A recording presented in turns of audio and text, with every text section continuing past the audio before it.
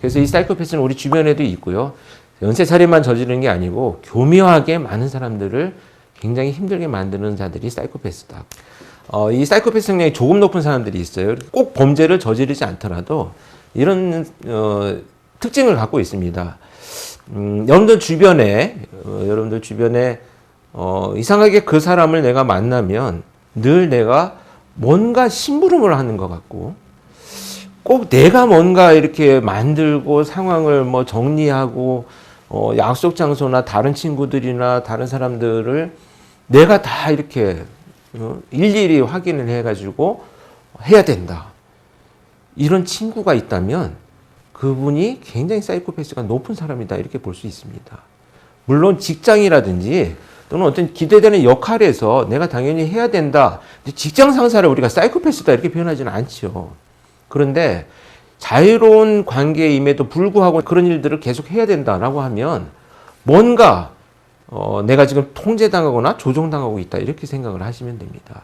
그리고 직장 내에서도요, 너무 과도하게 그렇게 내가 많은 것을 해야 된다 이런 상황이 전개가 되면 여러분들 그 상황을 헤쳐나가야 됩니다. 그래서 어떻게 헤쳐나가야 되는 방법을 한 가지만 소개를 드리면 단호하셔야 됩니다. 단호함. 그러니까 무슨 얘기냐면 그런 일들을 내가 꼭 해야 된다고 해서 화를 내거나 어떤 막 말다툼을 하면서 내 감정을 표현하거나 이럴 아무 의미가 없어요. 이 사람 그 성향이다.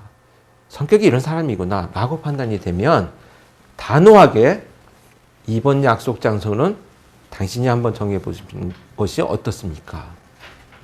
이번 식사 장소는 당신이 한번 결정해 보시는 것이 좋습니다. 내가 지금 굉장히 바쁩니다. 이런 어떤 내 상황을 설명하고 단호하게 내가 지금 이번 일은 네가 해야 돼 라고 하는 이런 의사 표현을 하시는 것이 굉장히 중요한 태도 변화를 일으키는 단서가 됩니다.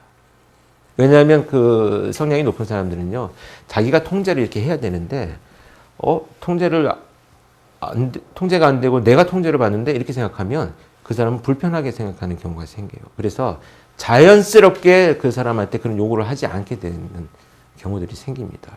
그래서 굳이 막 화를 내고 감정 표현하기보다는 친절하고 온화한 표정으로 단호하게 나는 이번 일은 하기 싫어. 네가 좀 해줘. 라고 이렇게 커뮤니케이션을 한다면 굉장히 바람직한 방식으로 태도 변화를 일으킬 수 있다. 이렇게 생각을 합니다. 네. 그래서 뭐 소시오패스라는 얘기들도 있는데요. 사이코패스와 소시오패스 차이점은 거의 뭐 크지는 않습니다. 그리고 저는 이런 질문을 많이 받기는 하는데요. 사실 사이코패스와 소시오패스를 굳이 나눌 이유도 없는 것 같고요. 다 한 부류 안에서 사람들을 힘들게 만들고 불편하게 만드는 반사회적인 성향을 갖고 있는 사람들이다. 이렇게 말씀을 드리고 싶습니다.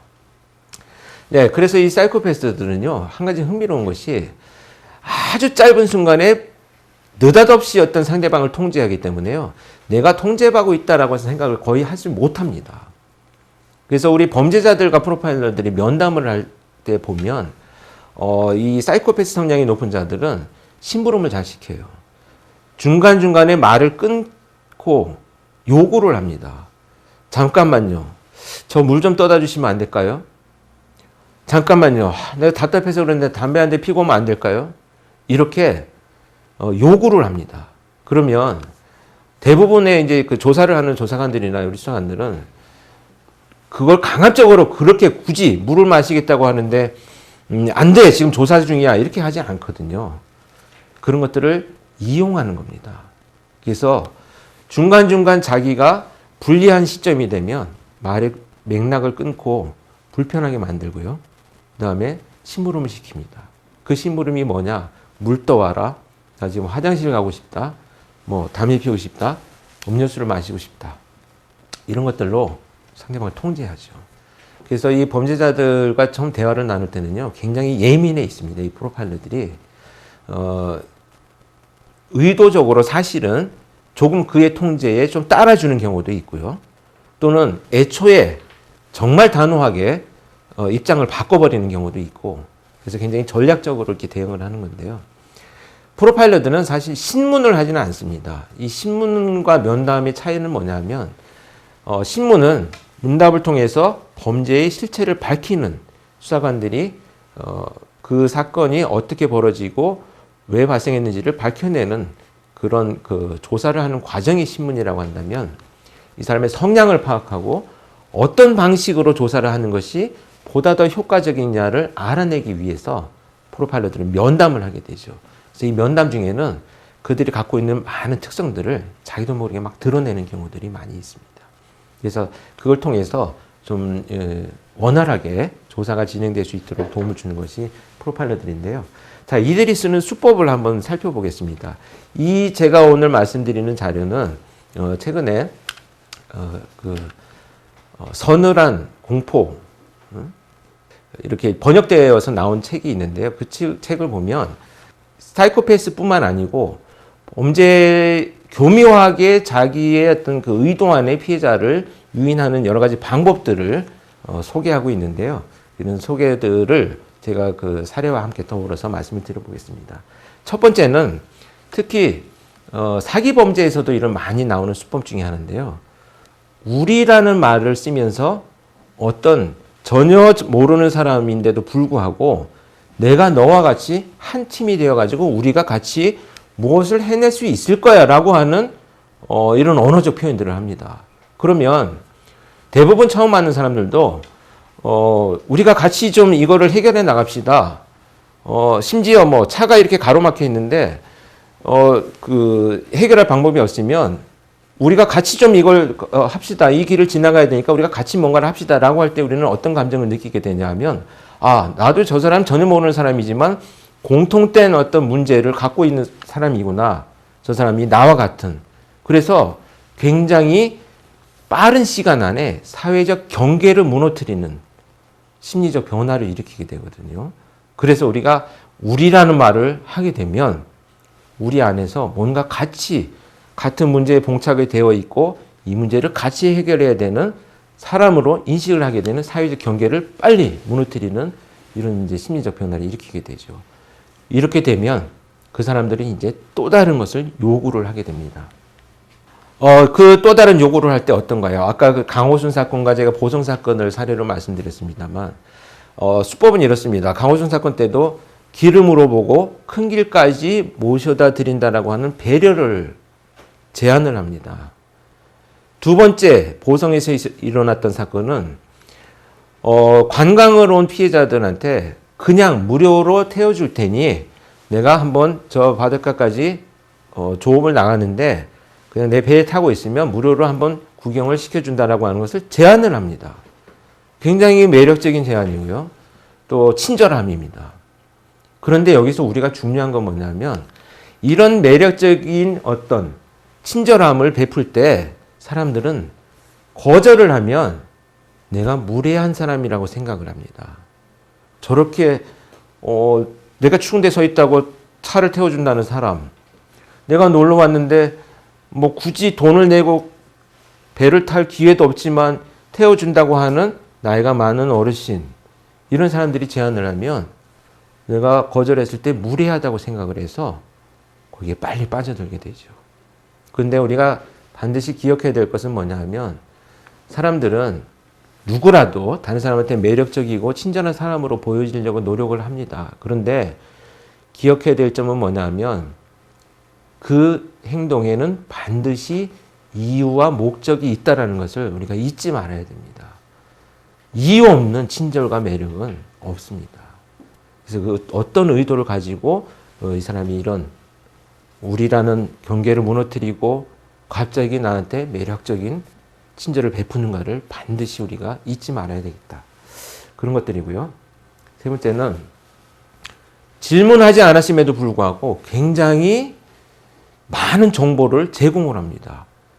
이렇게 되면 우리 머릿속에 일어나는 심리적 변화는 저런 것들을 내가 모르고 있었다는 것에 대해서 자기가 부끄럽다고 생각을 하는 이상한 사고를 갖게 되거든요.